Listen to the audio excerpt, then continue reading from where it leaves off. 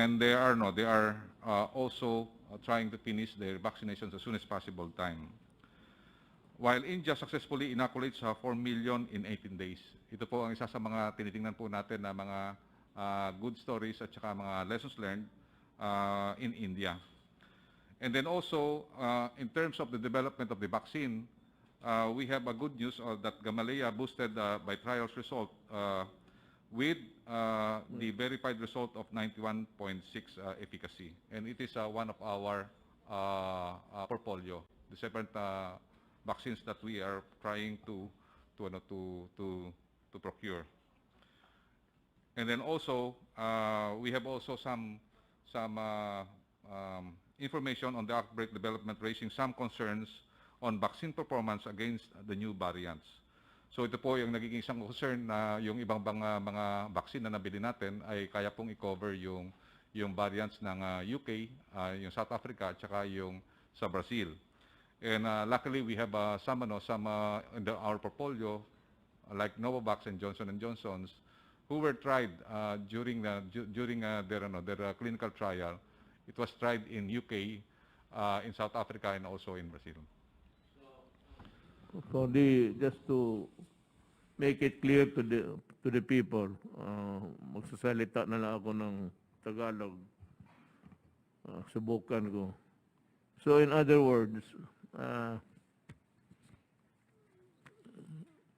Secretary Galvez, yung bakuna na dadating sa akin is as equally good in terms of efficacy and potency against the new variant. Yes, sir. Yung ibang It can take care yes, of itong ngayong variant that is making the rounds in, well, it started, I suppose, they say, sa UK.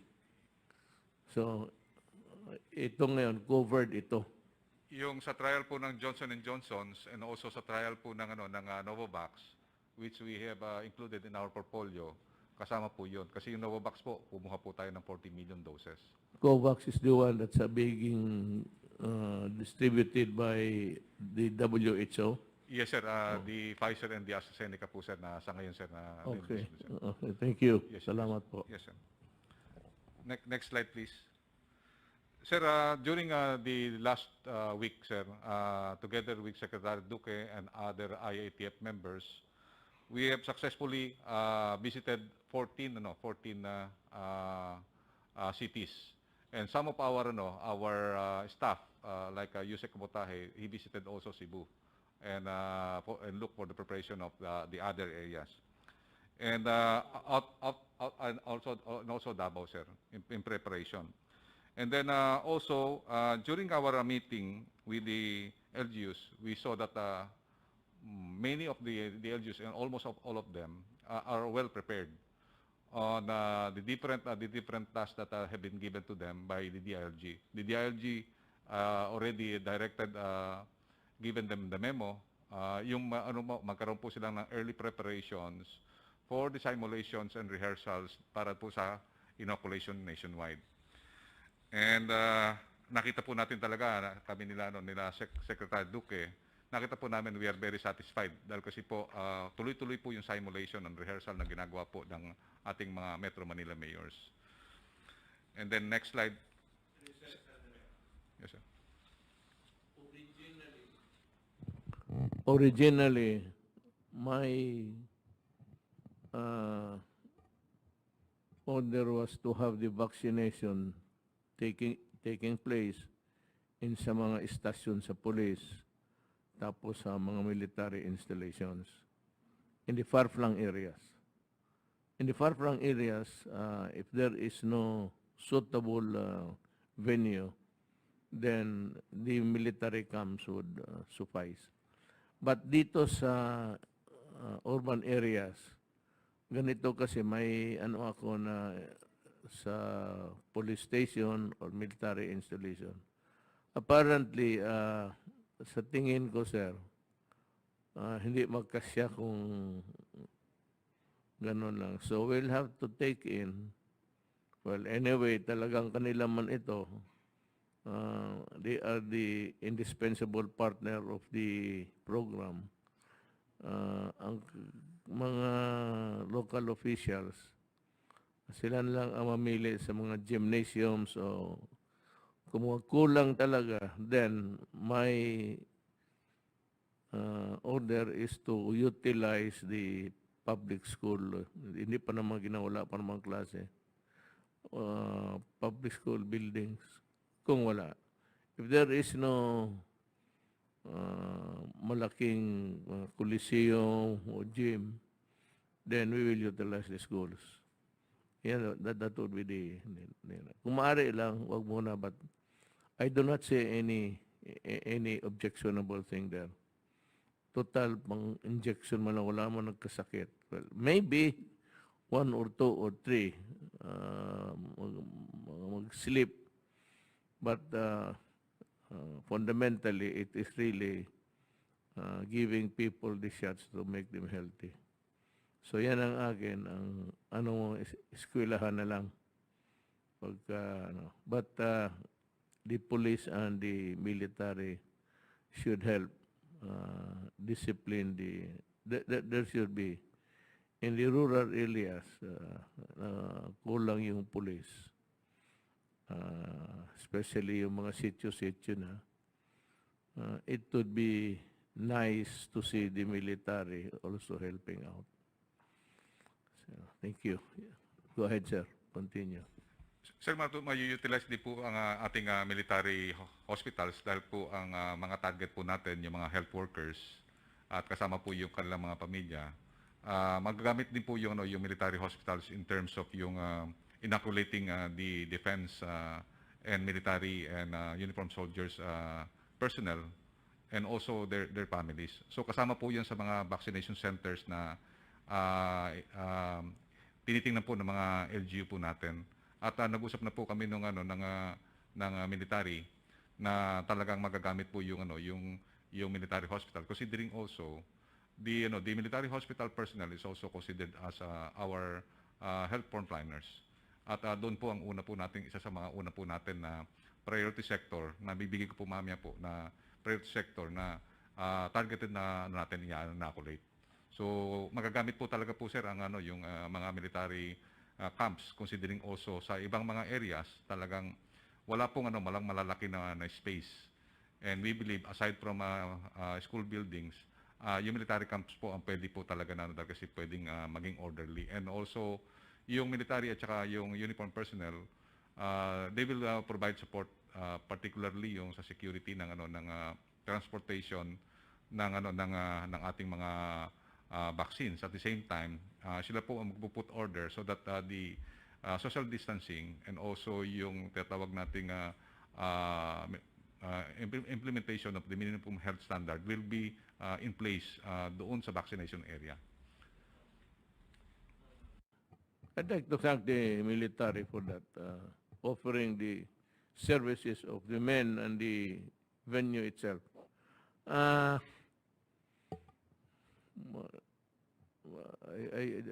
was this thing that yesterday I wanted to talk about, but okay naman siguro. Ganito, sir, yung pala.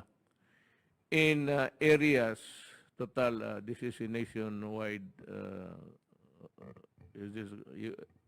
is the word telecast correct?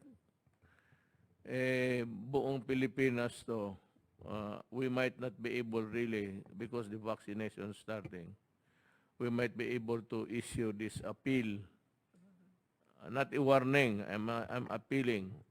I am appealing to the Communist Party of the Philippines, yung pinaka-umbrella. I don't consider yung mga NDF, pati NPA. Yung the Communist Party of the Philippines must guarantee that the vaccines in the course of their being transported to areas where are no city health officers or medical persons na huwag ninyong galawin ang medisina. Allow the vaccines to be transported freely and safely. I am asking you now to observe that rule because that is for the Filipino people. As I have said, the money belongs to the Filipino people. It credits, the credit goes to no one. Sa inyo ito, mga taong Pilipino, pera ninyo ito. So, natural lang na kayong mga members ng Communist Party of the Philippines and the allied in PA, in DF, or whatever, kindly observe the rules of humanity. Hindi naman kailangan natin baka maulit kagaya ito yung mga pera, yung mga pantawid na pag-deliver, ini-intercept ninyo.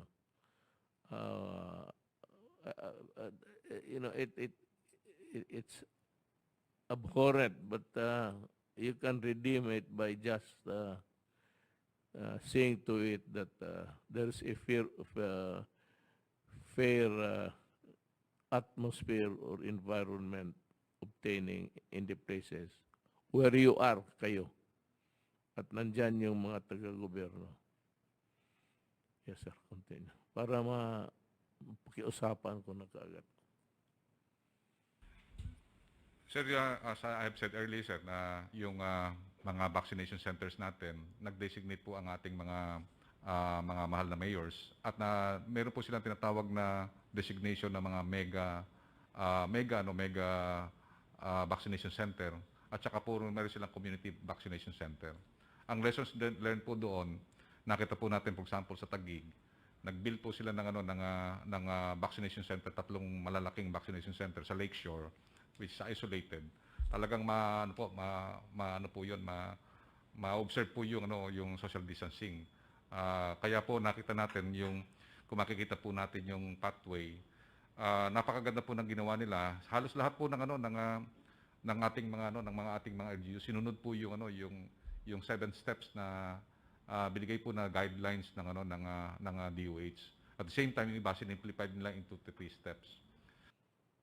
Sir, Sir, as we follow yung guidance of the President to have a safe, sure and secure vaccine. Ito sir ngayon sir yung vaccine na darating sir ngayong February, yung 117 na Pfizer. We will make sure na ito sir talagang walang mawa-wastage sir. So sa ngayon sir nagkaroon na tayo ng simulation by the DOH. Pero ngayon sir magkakaroon tayo ng interagency simulation kasi marami pong agency po ang tutulong po sa atin. Nandiyan po yung DOTR, nandiyan po yung NAIA Management Airport at saka po nandiyan din po yung Customs.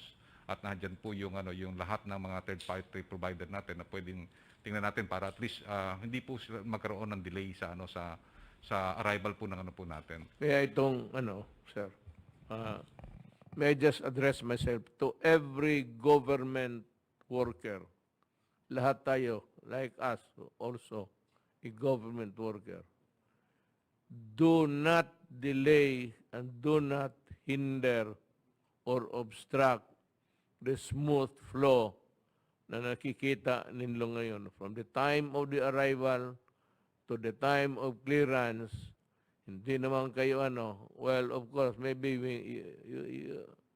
ang trabaho lang ninyo, customs is magtingin.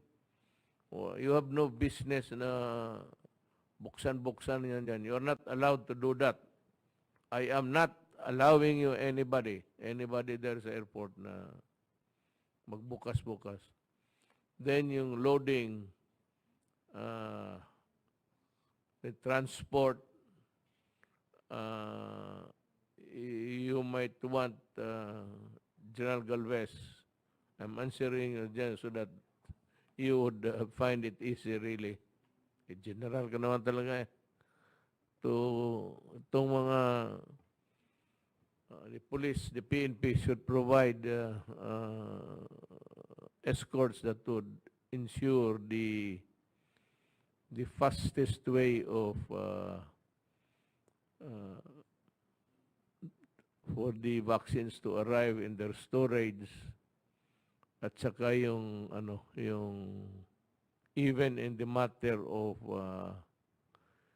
transporting it from one facility to the other, ihati doon sa mga local governments. The police should provide that kind of mobility. Yung mga tawag nilang haggard will provide the fastest way of doing it. Lahat nasa gobyerno nitong, tignan ninyo ngayon, tignan nyo kung saan kayo banda, arrival, then customs, then the loading, the transport. Huwag ninyong pakialaman yan. Leave it to the task force. Sila ang bahala niyan. Si General Lorenzana, Secretary Anyo still on leave, General Galvez, and Dr. Doke. Sila ang they call the shots there. Nobody else.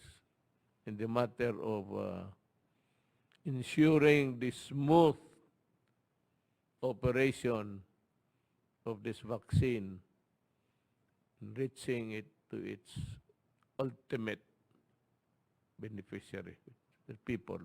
Pagdating doon para turok agad. Yes, sir. We already had an initial coordination with the different agencies. Kaya po, sir, makita po natin from arrival, yung customs, sir, talagang meron silang one-stop shop. Secretary Dominguez already directed Commissioner Jagger, Customs Commissioner, na talagang mabilis po yung pinaka sir natin, sir, is not more than 30 minutes. Kasi po talaga lang i-inspect para kung ilan yung po nanahan doon. But definitely po hindi na po bababa yun sa sa aircraft. From aircraft, dadali na po kaagad doon sa sir, sa naghihintay na tinatawag nating truck. And then from there, meron po tayong we already coordinated with the DILG and GPNP na talagang meron pong escort, mobile escort. At gagawa po tayo ng tinatawag nating special lane para at least pagpunta po sa RITM, minimal lang po yung very minimal po yung time. And then doon na po i-inspectin yung sa mismo sa storage facility. So that yung stability po ng mga vaccine will be maintained. So ang gagawin po namin bukas po, sir, talagang ira-run through po namin para makita po namin yung actual. And then kung may mga defects, ayusin namin sa lahat natin defects. Actually, nandun po lahat ng mga primary secretaries at saka si Jagger po pupunta po doon. Yung si Secretary Tugade, we invited him. And then we invited also Secretary Lorenzana. And even the Chief of Staff and also the GPNP will be there. Para pagka po natin is talagang yung mga chief at saka head of offices will be responsible po para at least yung guidance nyo po na hindi ma-delay ang pag-deliver ng vaccine doon sa ating national warehouse ay matutupad po, mahal na President.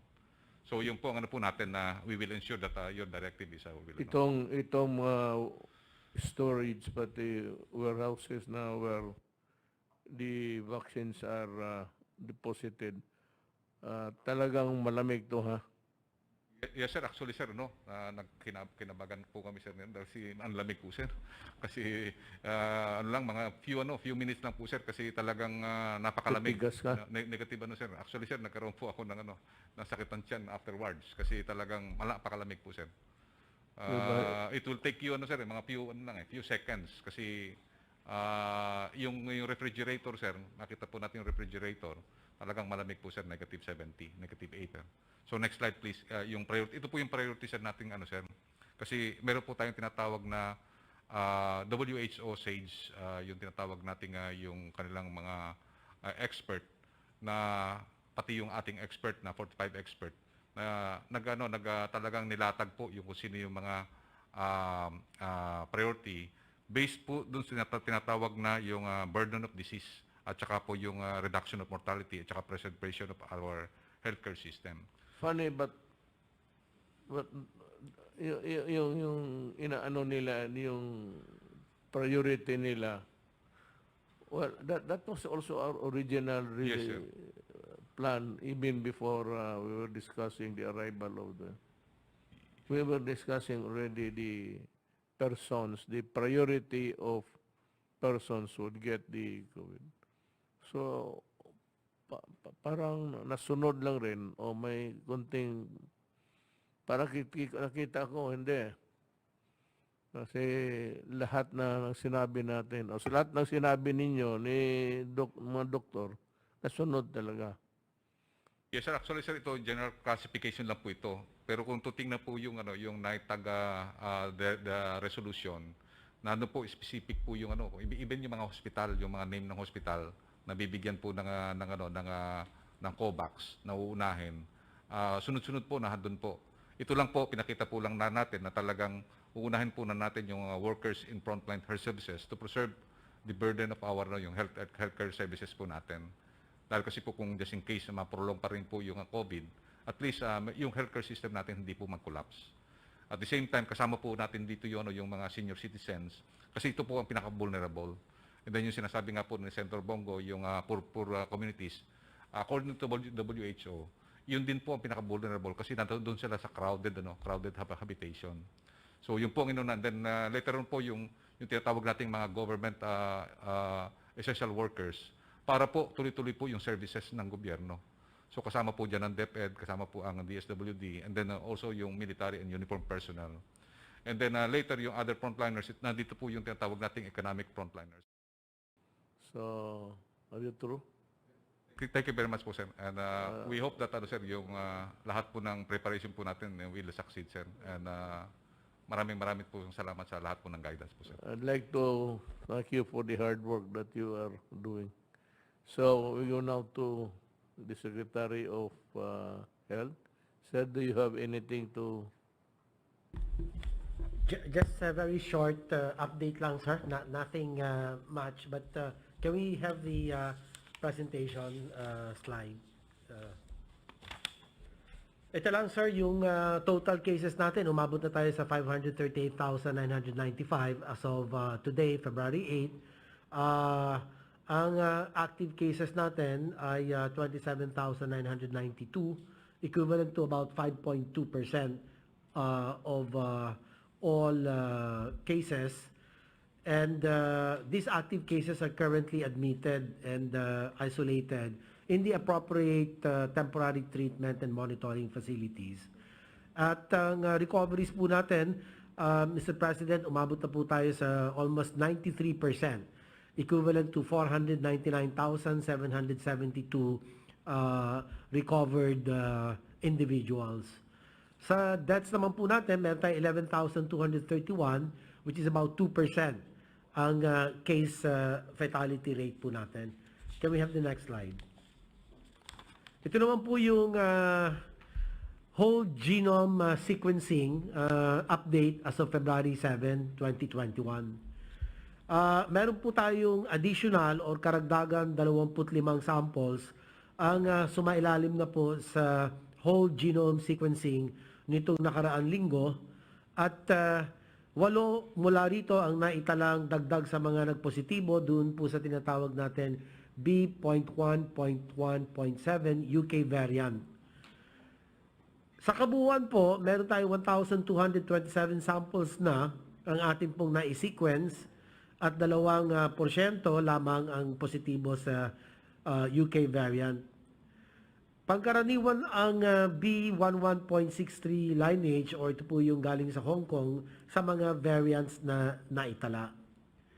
Patuloy din naman sa ilalim po ng inyong paggabay, Mr. President, pinapalakas po natin ang biosurveillance efforts at patuloy naman namin pong bibigyan ng update patungkol sa anuman panibagong impormasyon dito po sa atin whole genome sequencing update. So, next slide please. Ito lang po nagpapakita yung global perspective of where the Philippines stands Halimbawa po sa total cases,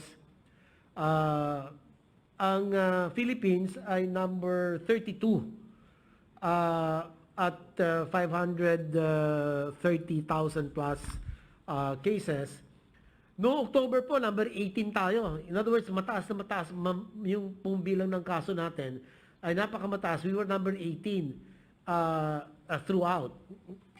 Nung dumaan ng November, December, at napalakas po natin yung atin pandemic response with the help of the local government units and also commending the discipline and the compliance of our citizens with our minimum public health standards.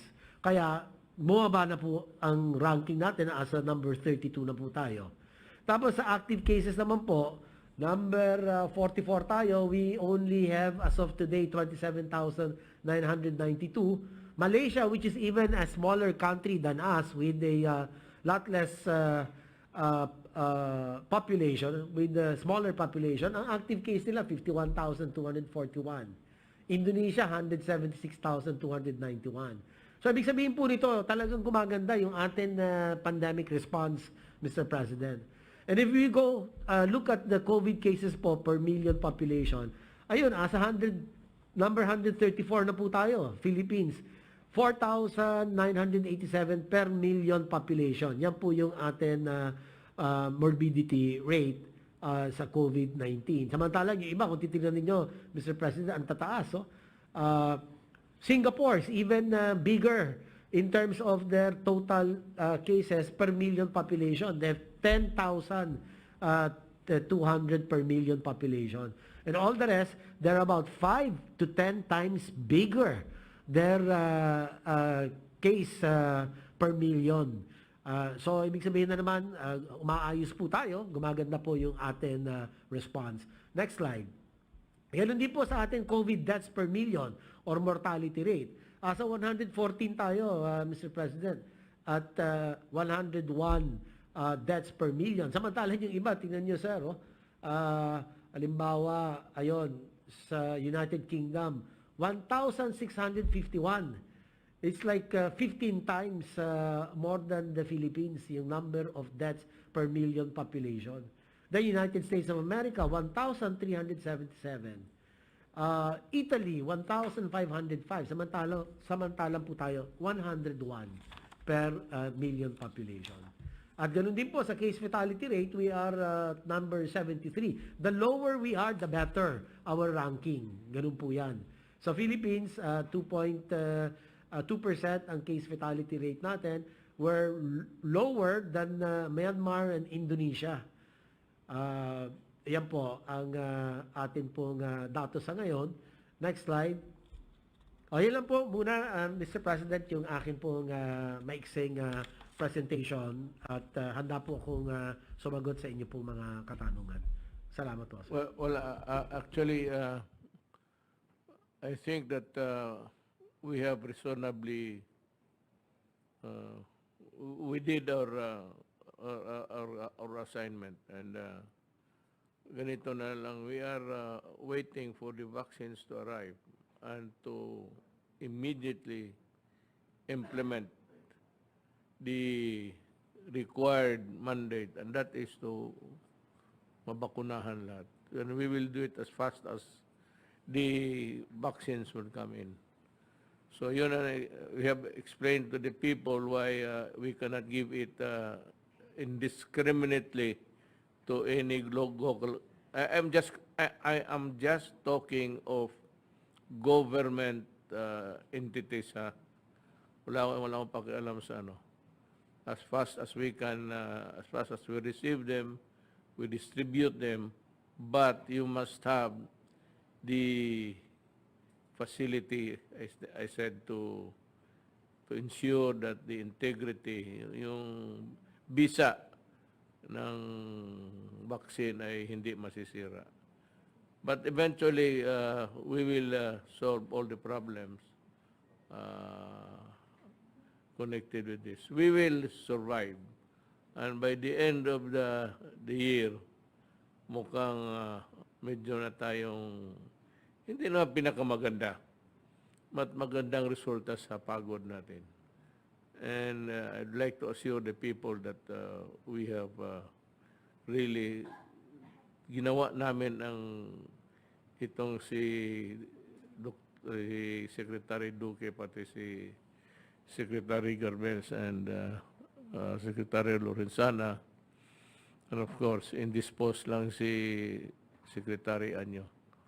The task force na sinabihan ko yung mga noon na gusto ko military ang patakbo kasi para sa akin personal ko lang naman yan na they have the marunong sila magpwesto kung saan-saan.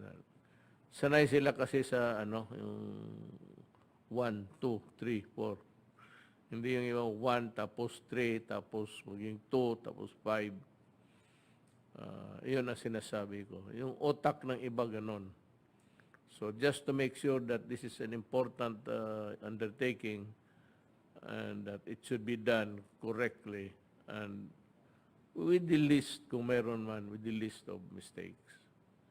So, maraming salamat sa inyong dalawa. Yes, sir. Sir, we would like also to thank yung Congress, sir, kasi magre-report kami ni Secretary Duque dahil tatulong din po sila na ipapasaro nila po yung Bayanihan 3, pati po yung Senado, yung mga kailangan po natin na mga law na maipasa para matulungan po tayo na mapabilis po yung pagpunta po dito ng vaccine. Unang-una po yung indemnification fund na kailangan din po yun at saka po yung tinatawag nating yung free ang taxes at saka yung custom duties para po mabilis po yung yung pag-transport po ng ating vaccine from the airport na wala na po talagang custom sa inspection at saka po natin. So tumutulong po sa atin ng Congress at saka po yung Senado, pumuno po nila Senator Bongo para at saka po nila Ma'am Amy na magkaroon po ng ng legal cover also yung mga LGUs for the advanced market commitment. So meron po silang ginagawang legal sir na pwede pong mag-advance ng more than 15%. Well, let me echo your sentiment. I also would like to thank the Congress of the Republic of the Philippines for understanding us and giving us the support, the critical support that we badly need to discharge our duties. Wala akong masabi dyan in a matter of yung pagtulong sa COVID problem. That is why, in fairness sa Congress naman, na pera man kasi ito ng tao, na hindi appropriate, they give us the money, that we dito sa implementing arm ng government, the executive department, the ones doing the actual work, the most requirement or my demand would really be just to follow the rules laid down by government. Anyway, lahat na dito ngayon may rules from the accounting to up to the time of the procurement and the distribution, and of course the implementation of the mandate. Sundin lang ho ninyo, including the local governments. Just follow the rules and we will be happy lahat tayo. Sundin lang ninyo para walang problema. Just follow. Why? The reason is really very simple. It is the people's money, tapos inappropriate ng Congress para dito. So I do not really begrudge them if they are over strict sa mga bagay-bagay na pagpagastos nito, and they will see to it that the money is not wasted, and worse, it will go into corruption. So, salamat po sa Congress. Sama-sama tayo dito. Well, as I promised to the people, They have every right. And I said during many months before that I will dedicate the last remaining year of my term against totohanan ko itong drive na against corruption. Patagal na ito silang nawala, but dapat lang ninyong malaman kasi maybe to serve a lesson to everybody. Sa Department of Agriculture, number 1 si Fee Lumawag, Cashiering Staff, Philippine Rice and Research Institute. Violation of RS 6713, dismissal from the service. Matagal na to pero kailangan malaman ninyo. Rodolfo S. Escabarte Jr., Manuel Gaspar, Chief Science Research Specialist Rice, Supervising Science Research Specialist, si Edgar Libertario, Supervising Science Research Specialist, Philippine Rice. Kasayang nitong mga tao na ito. Now we have ditong rice. We are known for inventing the quality of rice for everybody. Mario Mobilon, Chief Science Research Specialist. Dismissal to lahat. Pati si Artemio Pasalio, Division Chief 3. Dito sa Abdul Wahab Bayaw, Chief Administrative Officer. Estrella Sabay, Accountant 2 and OIC Accounting Office. Mustafa Ismail, Regional Executive Director. They're all dismissed from the service. Now, ito ngayon, last, itong nangyari sa itong mga Lopez of companies. Ang Congress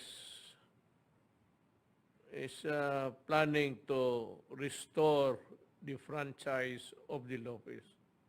Wala akong problema doon kung i-restore ninyo. But if you say that if they can operate, kung may ano na sila, no, I will not allow them. I will not allow the NTC to grant them the permit to operate. Kung ibigay ninyo yung franchise because it is within your power to do it, go ahead. Alam mo bakit? Unless and until babayaran ng mga Lopez ang taxes nila, I will ignore your franchise and I will not give them the license to operate. Kalokohan yan. Parang binigyan mo sila ng price for their being for committing criminal acts. Ito yung pinagbili ng Lopez, yung Lopez of companies kasi maraming utang. So binili nila na lahat, pati yung mga utang, pinagbili ng Lopez doon sa DBP. Mayroon akong kulang dito because I am not quite familiar. Ito lang ang akin eh. Pero ito dumating sa akin and I said in my official capacity as a government worker. Ngayon, pinagbili ng Lopez doon sa DBP. Binili ng DBP. Tapos, merong batas, SPAV. Yung SPAV is a law that was made to help ailing banking institutions. Ayawan ko, ito bangko ito, pero napabili nila ang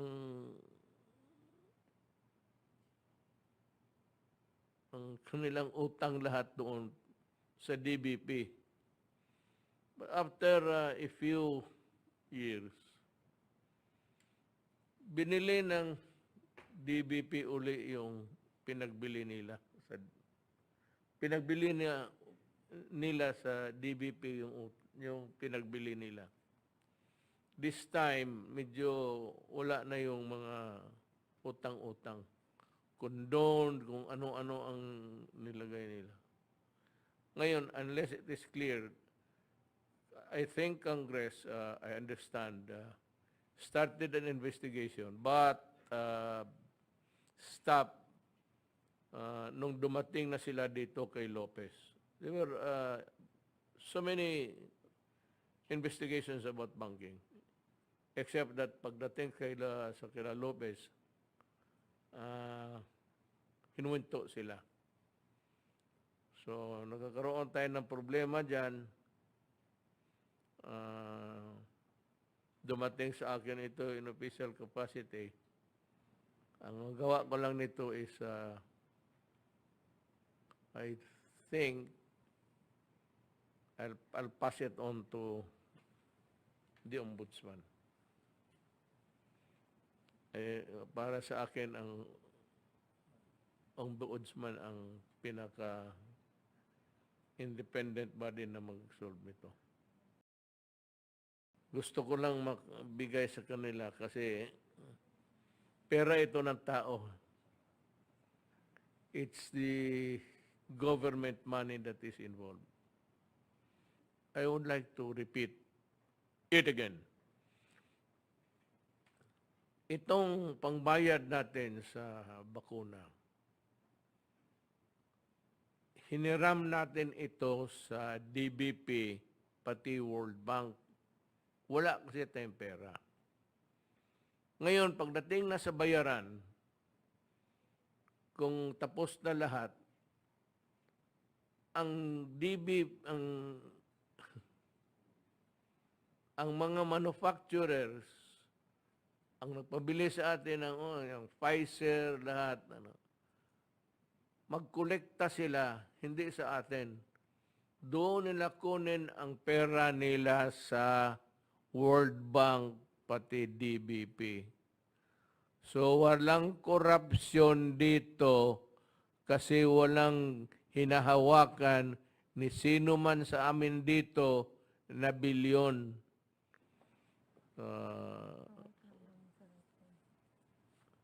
So, ganon. Ganon ang sitwasyon. Kaya, masakit sa amin na basta na lang sweeping allegations about corruption. Iyon ang pakiusap ko lang rin sa mga members ng Congress. In the meantime, may nagsabi na, wala daw kayong sinabi. May isa sa inyo nagsabi. Huwag nang sabihin dito, magkaano lang tayo. We'll just go into a rigmarole. Ika nga, ikot-ikot na walang hanggan. So yan, yun lang rin ang idagdag ko ngayong gabing ito. Wala naman siguro.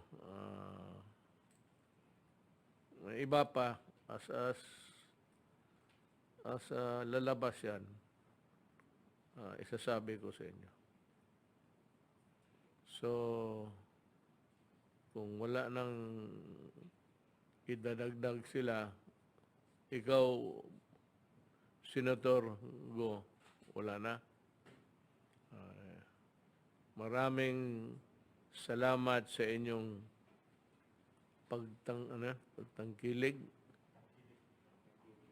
pagtangkilig sa programa ng amin dito sa gobyerno. Maraming salamat po at magandang gabi.